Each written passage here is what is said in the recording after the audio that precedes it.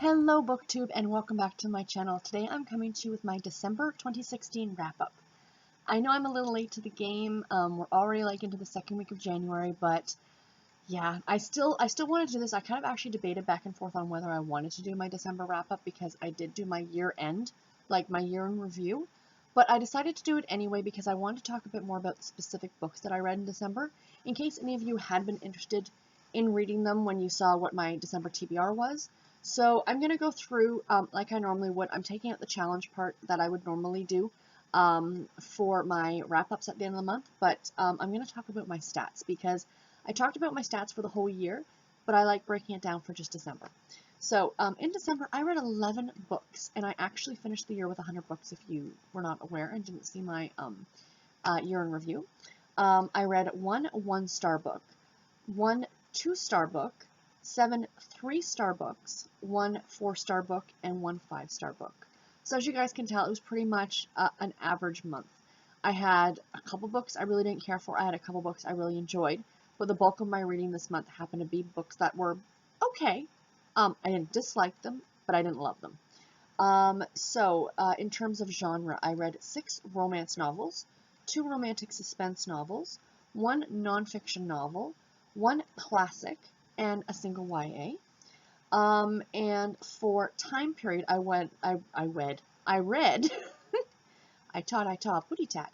I read 1 book from prior to the 1920s. I read 1 book from the 1980s, 2 books that were published in the 2000s, 6 books that were published between 2010 and 2015, and 1 book that was published in 2016. I read 8 audiobooks. I read 8 ebooks, 2 audiobooks, and a trade paperback.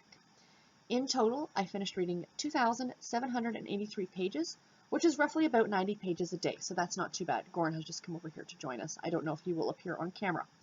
So, let me go through the books that I read. I'm not going to make this horribly long because there are 11 books here, but no, sir, you cannot jump up on the chair. I have my laptop sitting on a chair right now, and it's the chair that he likes to sit in, so I'm kind of getting stink eye from the cat. Like I always do, I'm going to go through from my least favorite book to my most favorite book of the month. Let's end on a high note.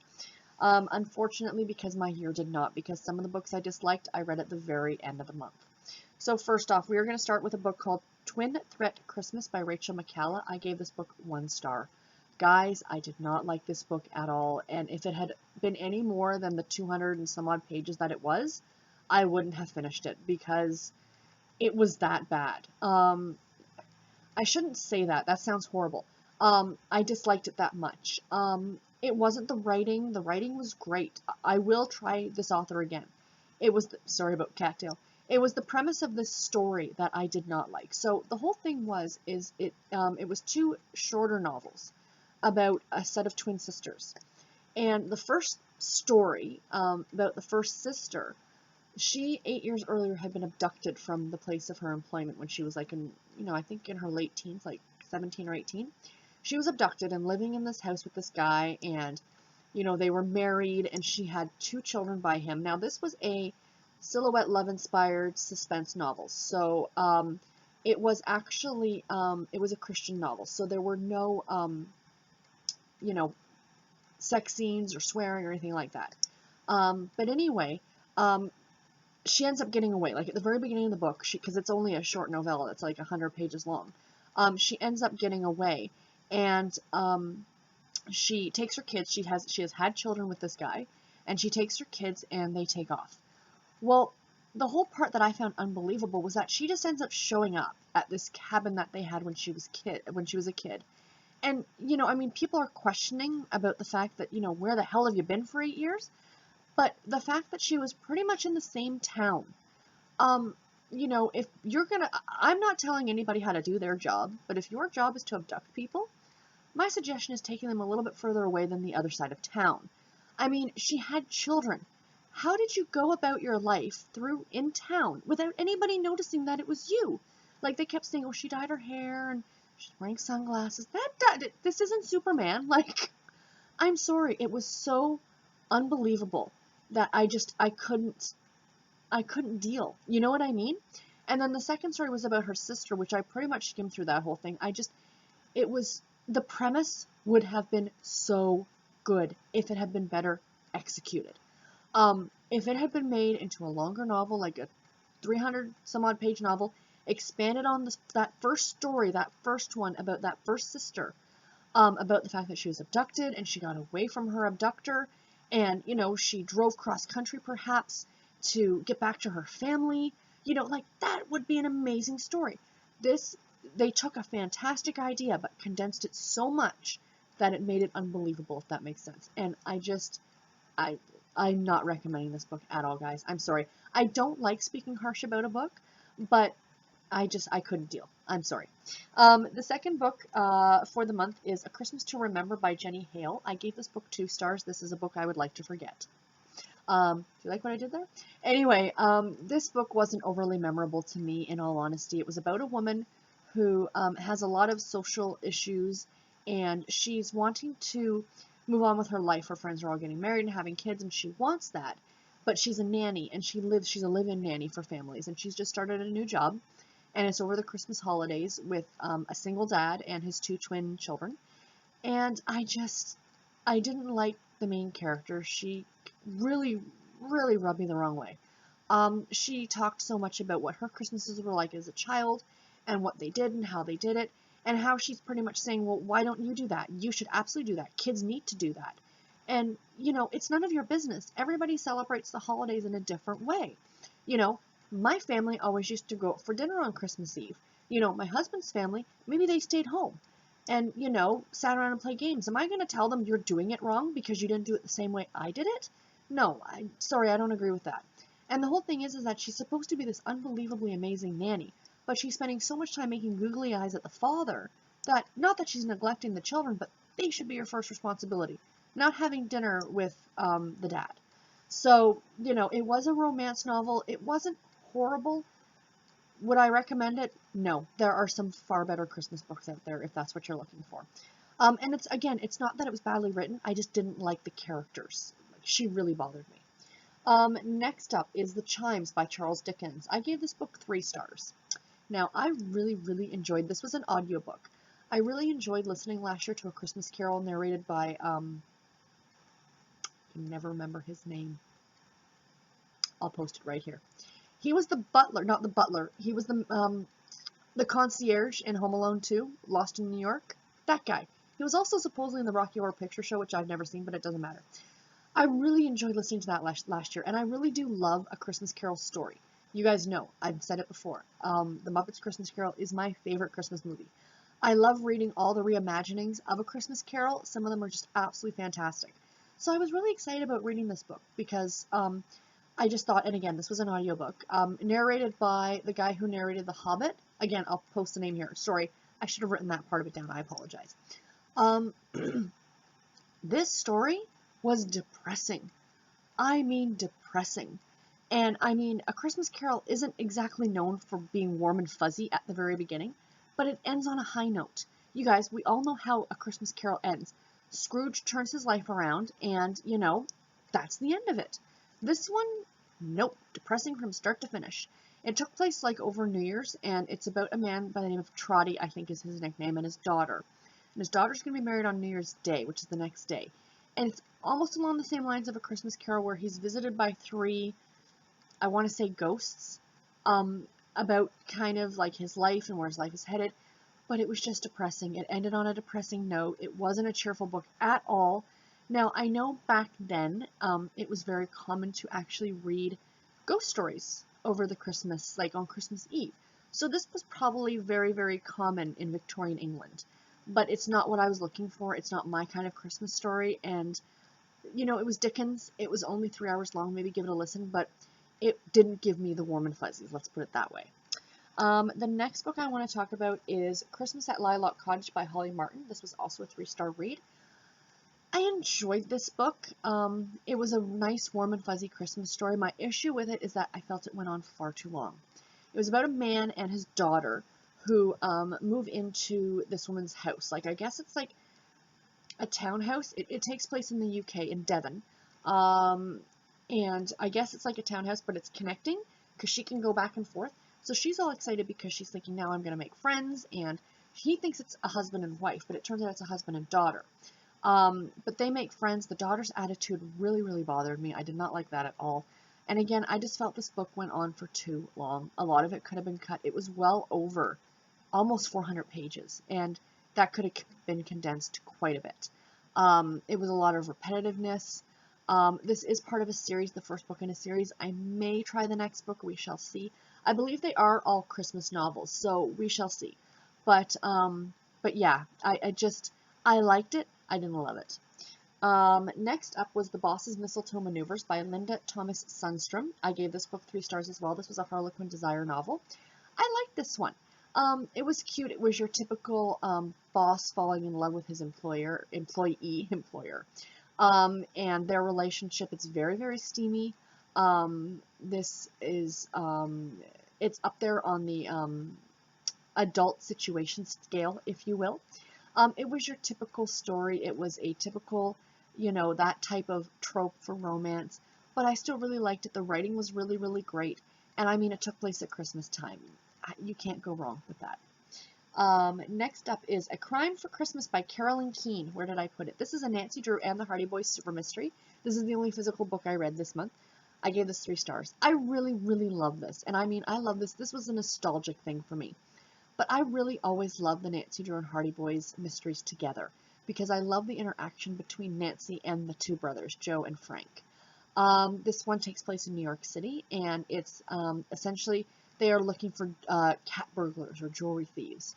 But I just absolutely adore how innocent these books are, and even though like it makes you laugh because these are teenagers, like they're like 17 or 18 years old, I think. And like in one scene, the bad guy puts a gun in Frank's face, and then Frank's like, "Don't shoot," so he drops the gun and runs away. Like that would never happen in real life. But that is the innocence of these books, and that's what I love. And I mean, I recommend these ones. These are old, and I'm trying to recollect them all, but I do absolutely adore them, and I'm looking forward to reading more of them. I've got about 8 or 9 of them in the series, so this will be fantastic to be able to continue reading them. The next book I want to talk about is, sorry, I've got everything written down here on my tablet, is The Christmas Joyride by Melody Carson. I also gave this book 3 stars. This was super adorable. This was so sweet. It was just a great feel-good Christmas novel.